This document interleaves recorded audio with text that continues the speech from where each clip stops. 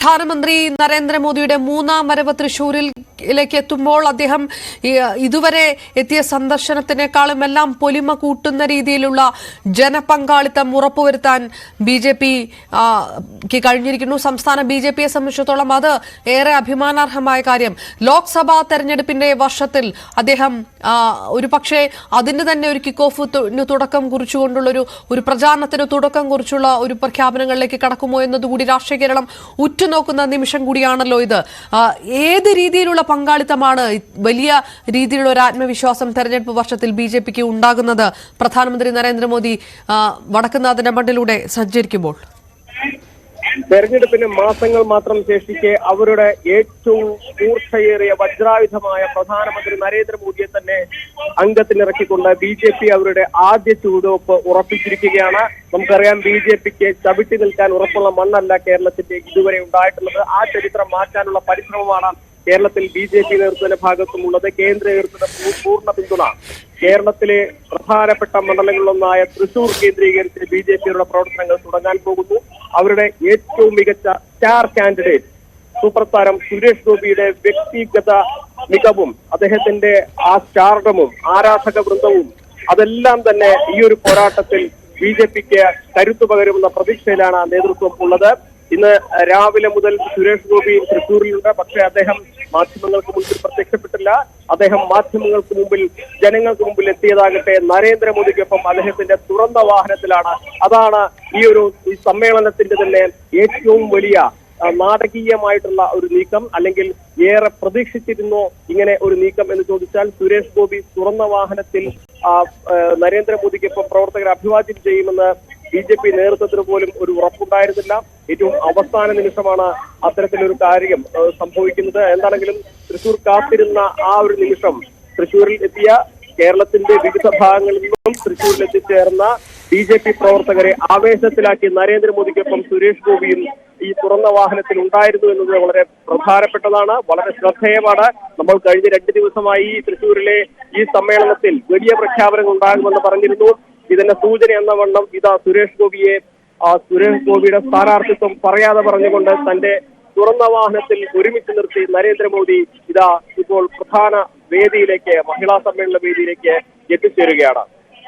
Right Anumod, അതോടൊപ്പം തന്നെ സ്ത്രീ പങ്കാളിത്തം ഉറപ്പാക്കിക്കൊണ്ട് അതൊരു ബി.ജെ.പിയെ സംബന്ധിച്ചിടത്തോളം, എൻ.ഡി.എ സർക്കാരിനെ സംബന്ധിച്ചിടത്തോളം എല്ലാ സമയത്തും സ്ത്രീ വോട്ടുകൾ കൃത്യമായിട്ടുള്ള ഒരു അജണ്ട തന്നെയാണ്. വനിതാ സംവരണ ബില്ലിന് ശേഷം പ്രധാനമന്ത്രി എത്തുമ്പോൾ അതുമായി ബന്ധപ്പെട്ടുള്ള അനുമോദന സമ്മേളനമാണ് നടക്കുന്നത് എന്നുള്ള റിപ്പോർട്ടുകൾ വരുന്ന ഒരു സാഹചര്യമെല്ലാം ഉണ്ട്.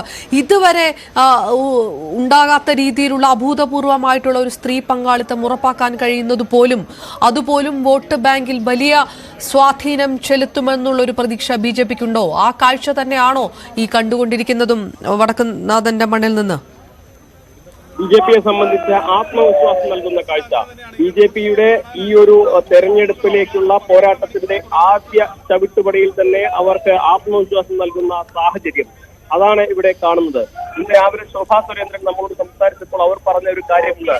മുൻപ് ബി.ജെ.പിയുടെ ഒരു പരിപാടിയിലേക്ക് ആളുകളെ അങ്ങോട്ട് വിളിച്ചു കൊണ്ടുവരേണ്ട അവസ്ഥ, പക്ഷേ ഇപ്പോൾ ഇത്തവണ ആളുകൾ ഇങ്ങോട്ട് വിളിച്ച് തങ്ങൾക്ക് കൂടി അവസരം നൽകാമോ, ഈ സദസ്സിൽ പങ്കെടുക്കാനുള്ള ഒരു സാഹചര്യം തരാമോ എന്ന് ചോദിക്കുന്നുവെന്ന് ശോഭാ സുരേന്ദ്രൻ രാവിലെ പറഞ്ഞ ഒരു കാര്യമാണ് ഇവിടെ ശ്രദ്ധേയമാവുന്നത്.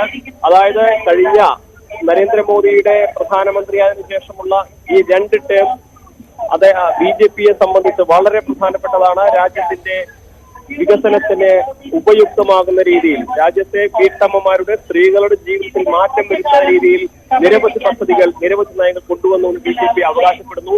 ഈ പദ്ധതികൾ അത് വീട്ടമ്മമാരിലൂടെ ഓരോ വീടുകളിലേക്കും ആ പദ്ധതിയുടെ സന്ദേശം എത്തുകയും അത് ഒരു കുടുംബത്തിന്റെ വോട്ടായി, ഒരു കുടുംബത്തിന്റെ വോട്ടായി ഇത് മാറുമെന്നും അത് ബി.ജെ.പിക്ക് രാഷ്ട്രീയമായിട്ട് ഗുണം ചെയ്യുമെന്നും അവർ കരുതുന്നു. ബി.ജെ.പി. എതിർക്കുന്നവർക്ക് ഒട്ടേറെ കാര്യങ്ങൾ വിമർശിക്കാൻ ഉണ്ടെങ്കിലും, ചൂണ്ടിക്കാണിക്കാനുണ്ടെങ്കിലും ബി.ജെ.പിയെ സംബന്ധിച്ച് മഹിളകളിലൂടെ, വനിതകളിലൂടെ ജനഹൃദയങ്ങളിലേക്ക് എത്താമെന്ന ഒരു സ്ട്രാറ്റജിയാണ് ബി.ജെ.പിയെ സംബന്ധിച്ച് അവർ സ്വീകരിക്കുന്നത്. ആ നടപടി, ആ ലക്ഷ്യത്തിലേക്ക് നടന്നു കയറാൻ ഈ മഹിളാ സമ്മേളനം ഒരു പ്രധാനപ്പെട്ട ഉപാധി തന്നെയാണ്. കേരളത്തിലെ 7 ജില്ലകളിൽ നിന്നായി 2 ലക്ഷത്തിലധികം വനിതകളെ അണിനിരത്തി നരേന്ദ്രമോദിയെ കൊണ്ട് ഒരു മഹാസമ്മേളനത്തിൽ സംസാരിപ്പിച്ച് ബി.ജെ.പി അവരുടെ തെരഞ്ഞെടുപ്പ് പ്രചരണത്തിലേക്കുള്ള ആദ്യ ഘട്ടം പിന്നിടുകയാണ്. ഇനി നരേന്ദ്രമോദി ഈ വേദിയിൽ എന്തെല്ലാം പറയും, എന്തെല്ലാം കാര്യങ്ങളാവും അദ്ദേഹം പങ്കുവെക്കുക എന്നുള്ളതാണ് അടുത്ത കാത്തിരിപ്പ്. എന്താണെങ്കിലും തൃശ്ശൂരിനെ സംബന്ധിച്ച്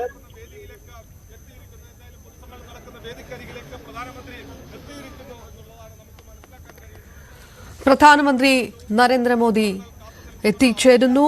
അദ്ദേഹം BJP മഹിളാ സമ്മേളനം തേക്കിങ്ങാട് മൈതാനത്ത് തുടങ്ങുകയാണ്. അത് അദ്ദേഹം ഉദ്ഘാടനം ചെയ്യും. സ്ത്രീ ശക്തി മോദിക്കൊപ്പം എന്ന പേരിൽ സംഘടിപ്പിച്ചിരിക്കുന്ന സമ്മേളനത്തിലേക്ക് പങ്കെടുക്കാൻ അദ്ദേഹം റോഡ് ഷോയിലൂടെ ജനറൽ ആശുപത്രി പരിസരത്ത് നിന്ന് തുടങ്ങുന്ന റോഡ് ഷോ എത്തിച്ചേർന്നുകൊണ്ടേയിരിക്കുകയാണ് തേക്കിങ്ങാട് മൈതാനത്തേക്ക്. അതിൻ്റെ കാഴ്ച വലിയ രാഷ്ട്രീയ പ്രഖ്യാപനമായി തന്നെ മാറുന്നു. പ്രധാനമന്ത്രി നരേന്ദ്രമോദിയുടെ ഈ വരവ് ലോക്സഭാ തെരഞ്ഞെടുപ്പിനായി ഇതാ തുടക്കം കുറിച്ചിരിക്കുന്നു BJP കേരളത്തിൽ എന്നുള്ള വ്യക്തമായിട്ടുള്ള ചിത്രം തന്നെയാണ്. പറയാതെ പറയുകയാണ് തൃശ്ശൂർ ഏത് രീതിയിലുള്ള ഒരു ചിത്രമായിരിക്കും ജനങ്ങൾക്ക് നൽകുക എന്നുള്ളത്. സംസ്ഥാനത്തെ BJPയെ സംബന്ധിച്ചിടത്തോളം ഏറ്റവും കൂടുതൽ പ്രാധാന്യം കൊടുക്കുന്ന മണ്ഡലമായി മാറിയിരിക്കുന്ന ഒന്നുകൂടിയാണ് തൃശ്ശൂർ. തൃശ്ശൂരിൽ സുരേഷ് ഗോപിയെ സ്ഥാനാർത്ഥിയായി പ്രഖ്യാപിക്കുമോ എന്നുള്ളൊരു ചോദ്യം ഉയർന്നിരിക്കുന്ന സാഹചര്യത്തിൽ ആ പ്രഖ്യാപനം പ്രധാനമന്ത്രിയുടെ ഭാഗത്ത് നിന്ന് നടത്തുമോ എന്ന് ചോദിക്കുന്ന സമയത്ത് സുരേഷ് ഗോപിയെ തന്നെ പ്രധാനമന്ത്രിയുടെ റോഡ് ഷോയിൽ തുറന്ന വാഹനത്തിൽ തനിക്കൊപ്പം കൊണ്ടുവന്ന് തന്നെ ആ നേരത്തെ അനുമോദ് പറഞ്ഞതുപോലെ പറയാതെ പറയുന്നുണ്ട് ആരായിരിക്കും തൃശ്ശൂരിലെ സ്ഥാനാർത്ഥി എന്നുള്ളത്. കൃത്യമായിട്ടുള്ളൊരു ചിത്രം നൽകുന്നു. ഇന്ത്യ ഒട്ടാകെ BJP വെന്റിക്കൊടി പാറിച്ചിട്ടുള്ള സംസ്ഥാനങ്ങളിലെല്ലാം കണ്ട കാഴ്ച എല്ലാ പ്രചാരണങ്ങളിലും സ്റ്റാർ ക്യാമ്പയിനറായി പ്രധാനമന്ത്രി നരേന്ദ്രമോദി തന്നെ എത്തുന്ന ഒരു കാഴ്ചയായിരുന്നു. വിവിധ ഇടങ്ങളിൽ വടക്കേന്ത്യൻ സംസ്ഥാനങ്ങളിൽ, നോർത്ത് ഈസ്റ്റ് സംസ്ഥാനങ്ങളിലെല്ലാം തന്നെ സംസ്ഥാന നേതൃത്വത്തെ നിഷ്പ്രഭരാക്കിക്കൊണ്ട് പ്രധാനമന്ത്രി നരേന്ദ്രമോദി ഒറ്റ പ്രചാരകനായി മാറുന്ന കാഴ്ച കണ്ടതാണ് നമ്മൾ കഴിഞ്ഞ രാഷ്ട്രീയ കാലഘട്ടത്തിൽ. ആ രീതിയിലേക്കുള്ള ഒരു പ്രചാരണത്തിന് തന്നെ കേരളത്തിലും BJP തുടക്കം കുറിക്കുന്നു എന്ന് തോന്നുന്ന ദൃശ്യങ്ങൾക്ക് കൂടിയാണ് തൃശ്ശൂർ സാക്ഷ്യം വഹിക്കുന്നത്.